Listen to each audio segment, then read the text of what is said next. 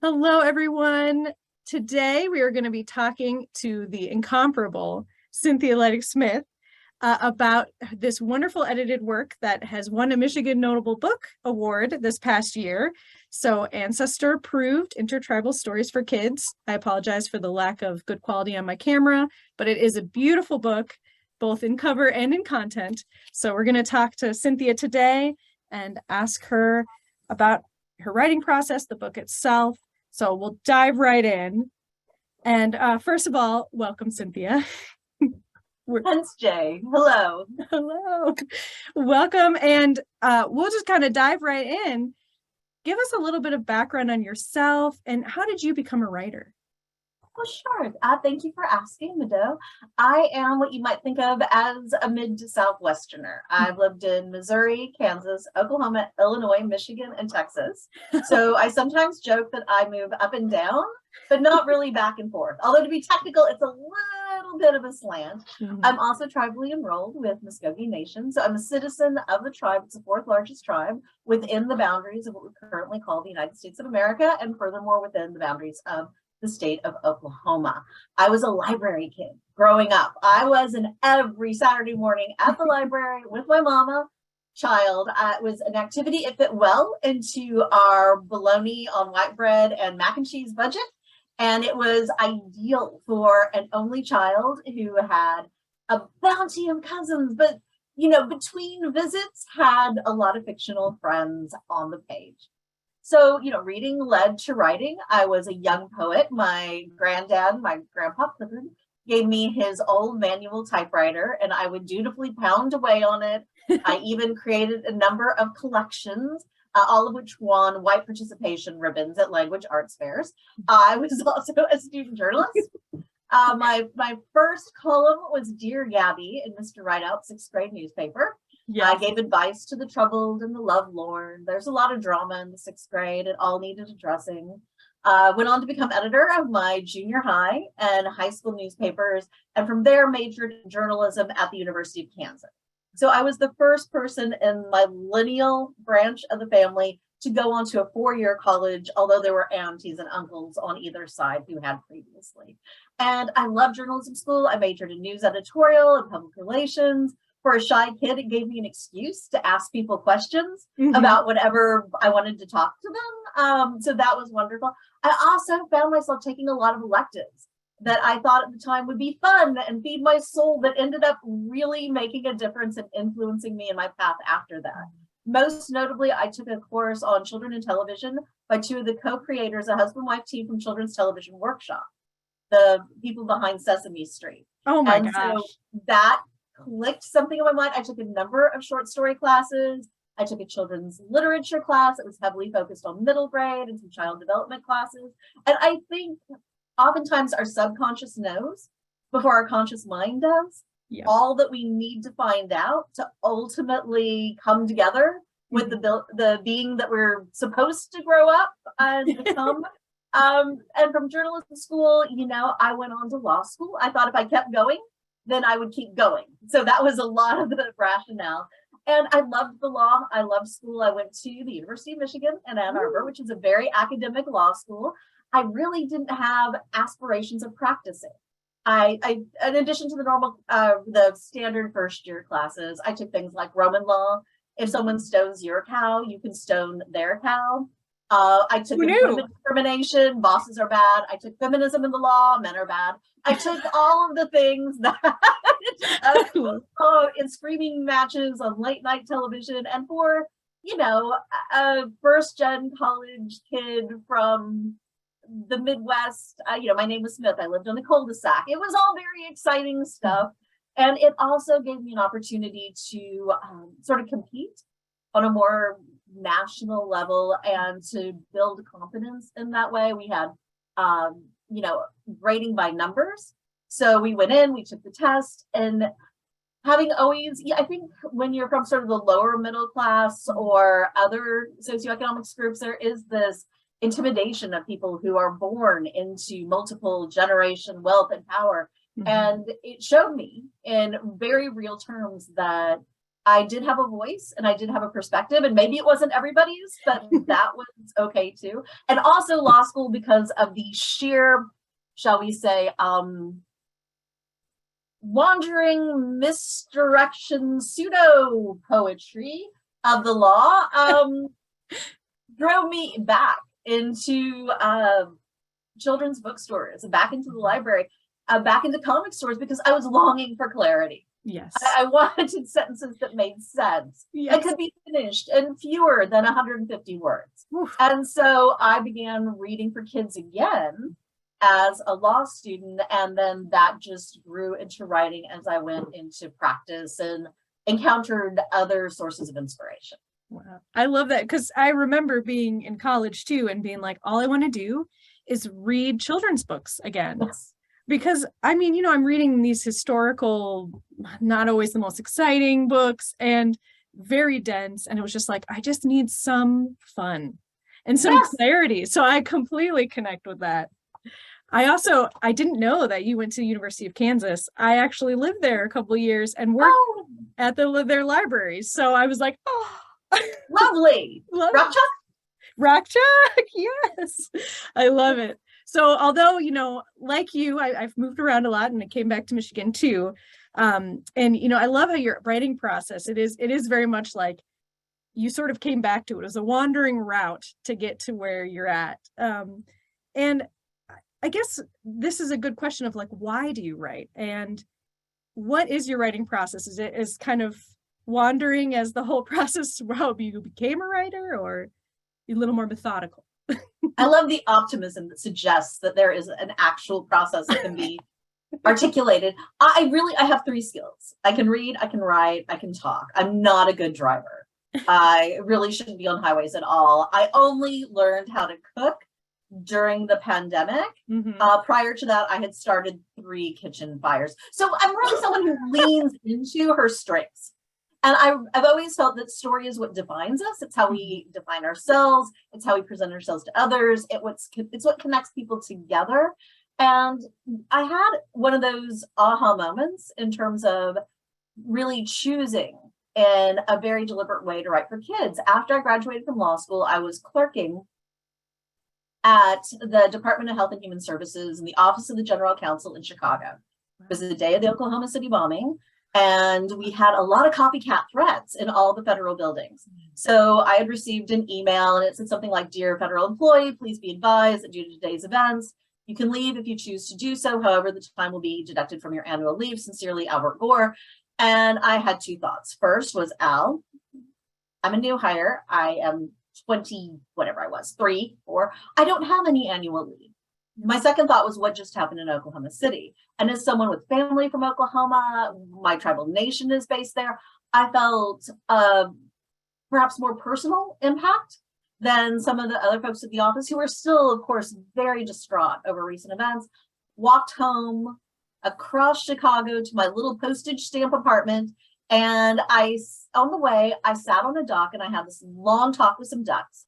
And I did. And ducks are such good listeners. I mean, you can just talk to ducks and ducks will respond. Ducks are there for you when you need them. And I was saying, ducks, I'm feeling this. And, you know, it wasn't a quarter life crisis. It was really just the idea of how can I put something more positive into the world? And it hit me like, you know, a thunderbolt that outside of the family and community, what had made the most consistent positive difference to me was books for young readers.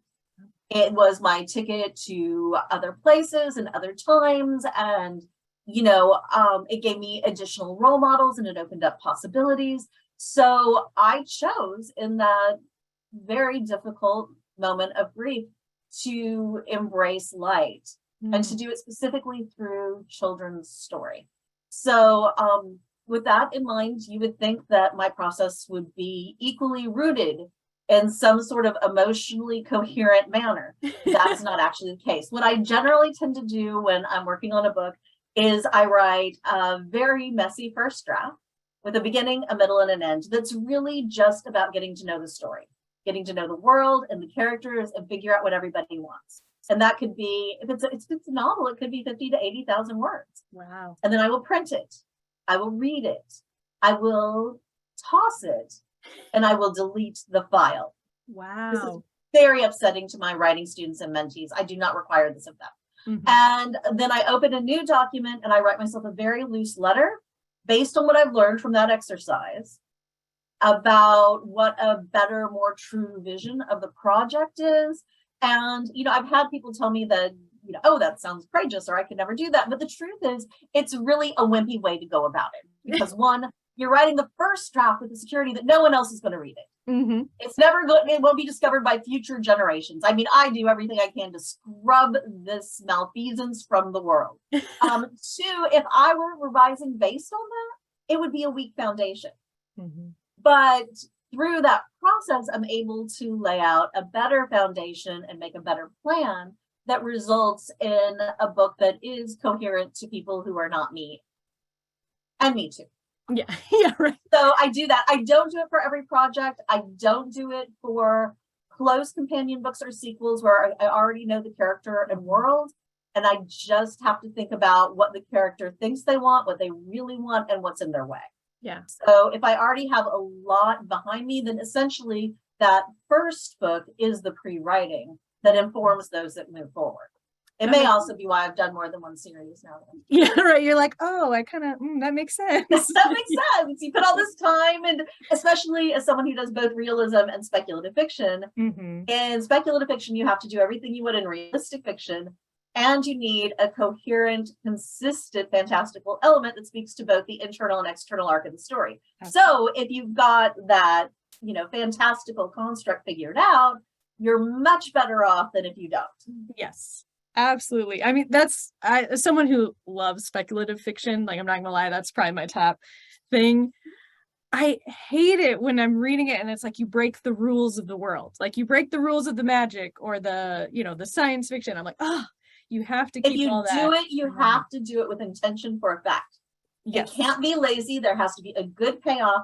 And again, it has to go to both the internal and the external arcs. If it doesn't impact plot and the interior journey, it's not. And it usually means that you've got an unreliable first-person narrator who perhaps didn't really understand the world. And it's unfolded by that narrative voice that still maintains its credibility. Yeah, it's so true. It's just so interesting talking to you and just hearing well, I love this, like just hearing the whole writing process and like how you have to think about it and you have to break it apart.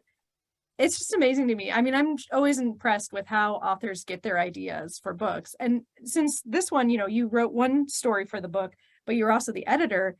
Were you the person that really brought everybody together? How did you get the idea for this work? Yes. So I was I was reading a blog called American Indians and Children's Literature, which is a work of Doctors Debbie Reese and Jean Mendoza. And they take the statistics that come from the Cooperative Center of Children's Books at the University of Wisconsin-Madison School of Education. That's a handful. And which is essentially a breakdown of the number of books by and about different underrepresented and marginalized communities. And they take them sort of further down, how many come from First Nations or Métis authors within the borders of Canada versus the US. Historically and still today, the market up north tends to be much stronger in terms of industry influence, although we're working hard to bring both up as a wider community of creative folk. So I was looking at that and I saw that for whatever the year was, it might have been 2017 or so, I'm not exactly sure. But the only middle grade representation by and about Indigenous people within the US market was one short story by Tim Tingle in a We Need Diverse Books anthology edited by Ellen O. And don't get me wrong, Tim and Ellen rocked that. Yeah, it was great. It was a wonderful story, but it would not have even existed if it hadn't been for the advocacy around equity and empowerment of underrepresented voices, right? This was not something that even organically came from what you might call the publishing establishment. It was coming from the nonprofit organization, which was in many ways leading the charge to bring more people into the circle. So with that in mind, I started chatting with a lot of folks and saying, how is this happening? And at the same time, I kept thinking, Cynthia, your last Indigenous book was in 2002. Because when the multicultural boom went bust and Indigenous authors wide and far essentially fell out of the market. The recession hit, we defaulted to a single voice, usually male, one for children's and one for YA. I survived just by pivoting. And my native writing appeared then in short stories and poetry and little spurts. I kept it alive, but it was a challenging playing field. Yeah. So I was chatting, and what I was hearing back was, well, we would love to, publishing books. We would love to publish more Indigenous voices, but they're just not out there. You're a great writer, and you can write in any category. And Joe is fabulous, and this and that, and Joe is fabulous. And Joe Bruchak tried to get more Indigenous voices published, and even had a publishing company just to do that. But small presses really struggled to compete with big ones. And so I thought, hearing again and again, there just aren't those voices. And I thought, yes, there are those voices. And some of them are raised by Two-Spirit people and women who are the traditional leaders of Indigenous nations anyway, certainly mine. So I thought, well, I'll show them, right? Because we show, don't tell. And I thought, well, I could use this as a way to show community on the page and behind the byline, introducing more established Indigenous authors, including small press authors. I could bring in First Nations folks from over the medicine line and create mentor relationships and really celebrate the interconnection in play here. So then I started thinking, okay, you've got a lot of intertribal voices here, and I went big. I mean, it's 17 contributors, short stories, the 2 poems, and the art is directly tied into Kim Rogers' story. That is her protagonist. She worked on it with Nicole in concert, so they could make sure to get all the details right. It really was fully integrated effort that was done through a Trello online message board and text. I mean, this was really a multi-person project. It's my byline and I coordinated it, but without Tracy Sorrell kind of organizing some of the research, yes, put your best nonfiction writer on that. Exactly. It wouldn't have been possible to really achieve what we did. And then you're thinking about where. So there are huge pluses to doing it in Michigan. One, I lived there. I love it there. I go back whenever I can. My favorite all-time visit that I've ever had with kids was in Kalamazoo. And, so my heart was really there. It's within the state of Michigan, there are, I think, a dozen different Indigenous nations, 11 or 12. Because it is so close to the US-Canadian border, it was easier to plausibly pull in First Nations voices, and we really wanted to send the message that that border was not ours, right? That this is still one community. If we did powwow, and there is one every year, and it's a good powwow, I've been to it, then it would be plausible that a number of child protagonists from a myriad of tribes across the continent would be there for various reasons. They not all Native people are powwow people. So we didn't want to send the message that everyone does that, but we could get representation through people who were there as artisan traders, or who, had a fry bread stand, or had some other tie, or, maybe their parent was there because they worked for, I think one of the secondary adult characters works for the Michigan University Library System. I definitely caught that. there was a young girl there because her sister was graduating from the college. So a university town brings people in intrinsically. A powwow brings people in intrinsically. And again, putting it close to the border made it make more sense that folks who were up north would come down for that. I would be maybe not likely that they would come down to, say, Florida, but coming down to Ann Arbor felt a little bit more plausible. So all of those parts came together, and it was a lot of fun. We really got to know each other, and we were launching some new voices that since are selling books and they're having their work come out into the world. That included Kim Rogers. Heart Drum has picked up 3 picture books from her. In fact, she's the author of our first picture book, which will be illustrated by Julie Flatt.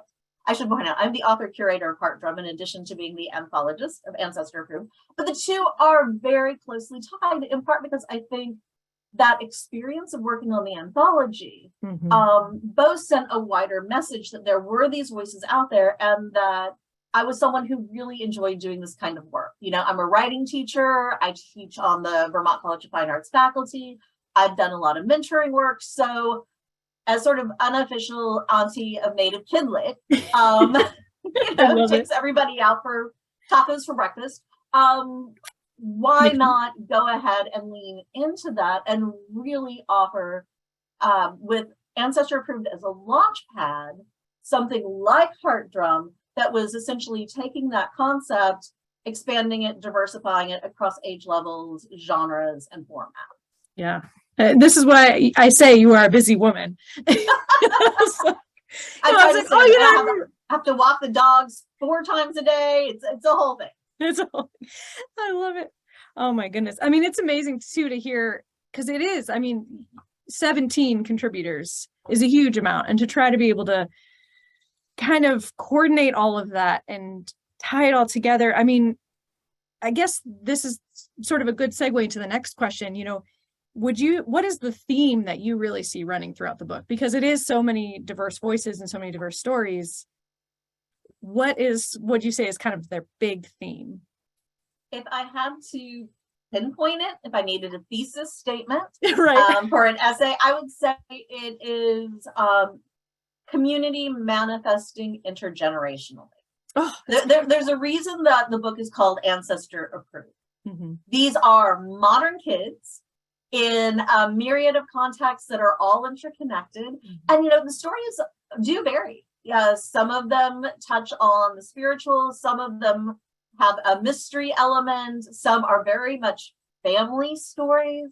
It's really a wide range. There's some comedy in there, there's some touching moments, but it really is a story, a set of stories defined broadly, including visual storytelling and poetic storytelling, that is sort of a combination of we are still here, we are still the children of our grandparents, our great-grandparents, our ancestors moving forward, and we are striving to be the ancestors of the future, right? We are continuing this, however it manifests in each tribally specific context, because we will one day be passing it down too.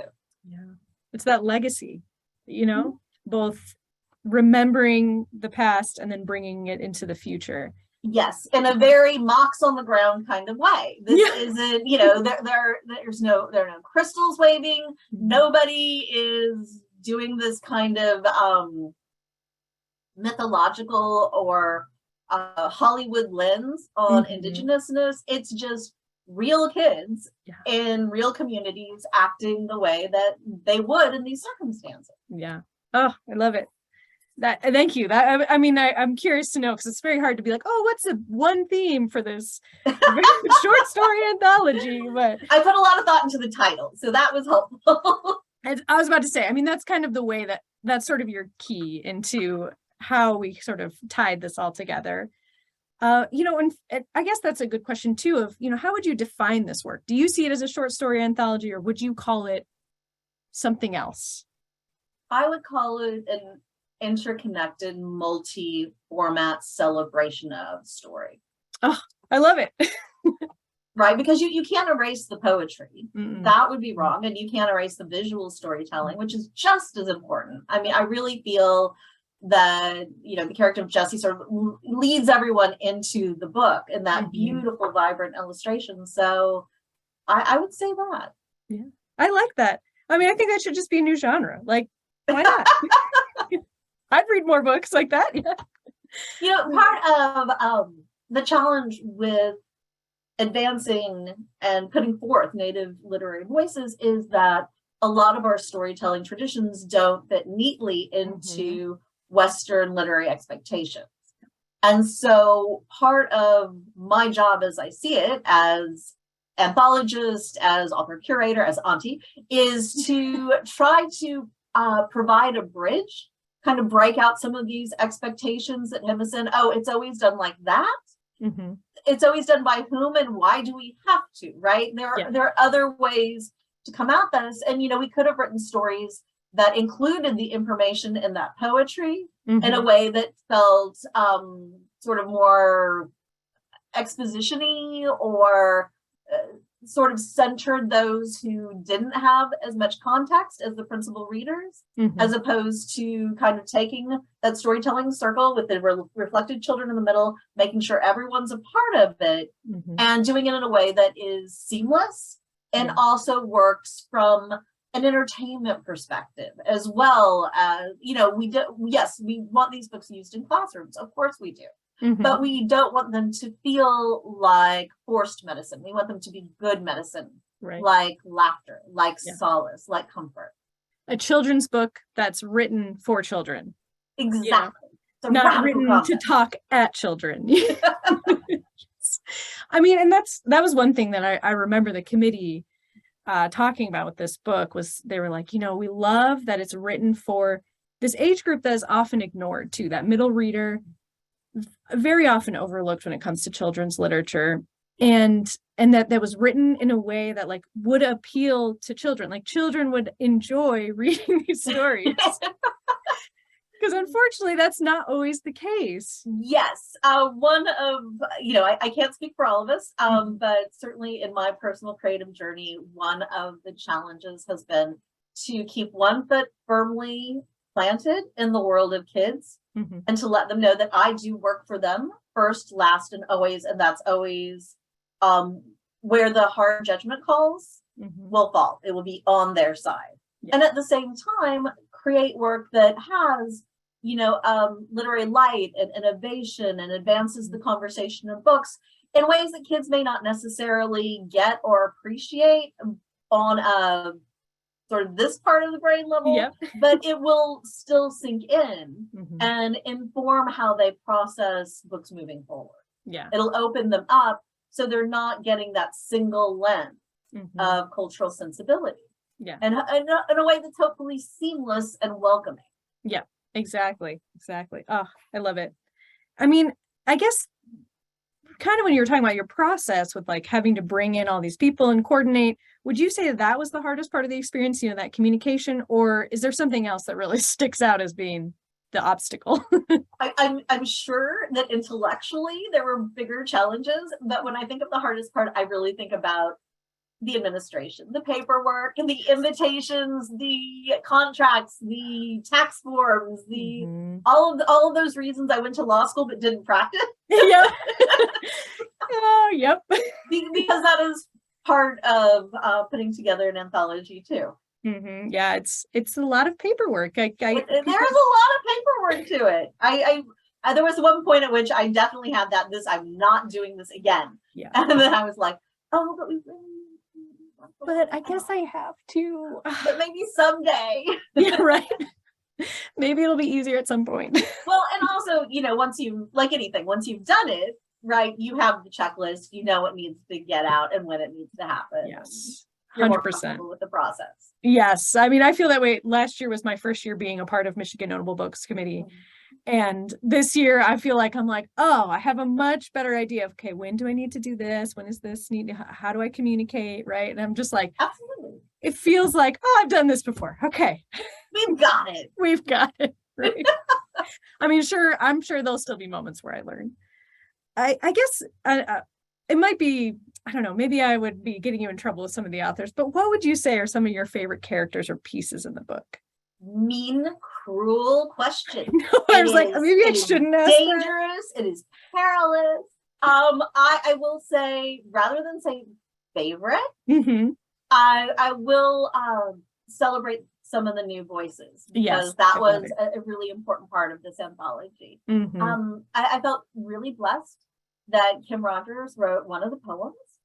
And that she did such a lovely job of sort of setting up for young readers what Power was about in such gorgeous and lyrical language. I love that her short story highlighted Native veterans and armed service folk, especially because she was centering that on women. And in our communities. These are people that we particularly appreciate that are honored specifically at Powwow. So it felt important and true to do that. I was profoundly grateful working with Brian Young in that he wrote 2 companion stories, and friendship stories from each point of view. And I think that was a wonderful opportunity for kids to have a little look at what a different perspective can make over the same events, setting, interactions. That just seemed very important. And also Andrea Rogers, who herself went back to, you know, the work of S.E. Hinton and was talking about what it's like to be a Native young reader and some of the problematic aspects she was encountering that she didn't notice as a kid. And how do we feel about that? And the conversation of books within books is one that is vitally important for Native kids because they themselves were misrepresented for so long. Some of them are reluctant to reach for the shelf and think that it's going to, they don't necessarily know yet that it's going to be a positive experience. And for non-Native kids as well, so that they understand the importance of thinking critically, that they are open to questioning what's presented to them, and so that there's healing that goes with it. It can be a springboard for conversation that leads to better understanding. Yes, I love that. I mean, we're a part of the Michigan Department of Education, and a big focus throughout our department is we want windows, sliding doors, and now I forget, and mirrors. Yes, Dr. I was like, another class Bishop. Yes. And there isn't a couple more metaphors have been added to that over time that I think are very interesting. One, I mentioned Dr. Reese earlier, is her metaphor of curtains. So there are some things that are only spoken about in community. And I have certainly heard from Native kids who picked up layers within the stories that might not have translated more broadly. So as long as it works for everyone, I think it's okay to include a wink here and there to say, you know, hey, we see you and we have this special bond. Also, I really love Uma Krishnaswamy's idea of prism. And I think because this is an intertribal book, because it is very much showing an awareness of the diversity within Indigenous country, this is, you know, sometimes we think of prisms and we think about it in terms of broadly disparate groups, but each community within itself, I mean, within each tribal nation, there is so much diversity, and that should be embraced and celebrated as well. Oh, I love that. Curtains and prisms. I'm going to start adding that too. I love that. That's great. And so now that I made you, well, we didn't talk about our favorite. We highlighted the new voices, which I love. What did it mean to you specifically? And I guess the other authors too, although we unfortunately weren't able to like individually single out every author because there were quite a few. There were quite a few. What did it mean to you to have this book selected as a Michigan Notable Book? It was really wonderful. You know, I always imagine these intended readers or hypothetical readers, and one of them is the child within. But it is also the children who are reflected by sense of place. I often start with setting, and that was definitely true with this particular project as a springboard for story. You know, so often when we're talking to someone, we will use this expression. It's like, oh, I know where you're coming from. And that means I understand you, right? It means that we have a certain kinship. And the fact that where is used in that sentence is really telling. So I specifically imagined Michigan kids. I wanted so much to do tons of events when the book came out. Unfortunately, there was this little global complication that was, you know, in the way. But, you know, I'm really eager to reach out in any way I can like this. And I'm hopeful that someday we'll be able to have a panel of some of the contributors. I think that would be great to have it in Michigan, and particularly in Ann Arbor or in a few places. So, you know, books can have long lives, and hopefully we'll have more opportunities. So it was a little bit bittersweet, but, you know, the fact that it received this honor said to me that it was more likely to end up in the hands of those children who I had imagined reading it, and that also it could potentially be more of a springboard to conversation in schools and public libraries and the community more broadly in ways that would hopefully build understanding, which is especially important in a state that has as much tribal representation as Michigan does, as well as many other sorts of diversities ranging from socioeconomic to national origin to whatever you can think of under the sun. And many of those intersectionals, those prisms, are reflected in the book as well. Yeah, I mean, I hope all the libraries watching this video, you know, when we post it, give Cynthia a call. Try and set something up. Cynthia is more hopefully on the road again. There will be new books in what year is that? 2023. It's coming soon. I know, I can't believe it. I'm like, oh, we're already almost done with July. It's crazy. I know, it goes fast. I mean, so I guess this is our another sort of pitch for the book. Why do you think people should read your book? I mean, we've sort of been saying it the whole time, but just as another to send it home. Well, first I'll say it is our book, not yes, just that's true. book. I should say our book. Yes, our book. It is ours, the creators, the team behind it, and certainly all of you in Michigan. This book was written with love for Michigan readers. And in the way that, you know, I described the story of Circle and who's at the center. Michigan readers are at the center here. So that's part. I would say to read it first for entertainment, to read it for fun, to read it for empathy, information, understanding, for reflection and validation, for corrective healing. This is a time of great healing among children from different communities. Really, I know at times that people will struggle to find optimism, and I find it in them. And that is one of the many reasons that I work for them. So I would say all of those reasons. Those are excellent reasons. And I guess, you know, this another chance to plug some of the other authors of this book. Which writers do you find yourself reading? Oh my, well, there are several who are listed on the back of the book and in its pages, but I will highlight just a few because I know that we have not infinite time. I would like to give a shout out to some new releases. Eric Gansworth is a wonderful writer. I love his poetry memoir, Apple Skin to the Core. He has a new book out called My Good Man for upper YA. Tracy Sorrell, her We Are Still Here is a wonderful Native 101 picture book primer that gives sort of an overview of all of the things that kids need to know to start and on which they can build additional levels of understanding. They can take in the nuance. She has a new book out called Powwow Day. And I talked about the importance of depicting Native veterans, particularly women. And she has another book that I really love called At Mountain's Base, which does that. I would like to give a brief shout out to a couple of Native authors who are not represented in the book, even though I worked with them pre-publication through workshops and so forth. And I'm so proud of because they were yet there. They didn't yet exist when we were sending out invitations.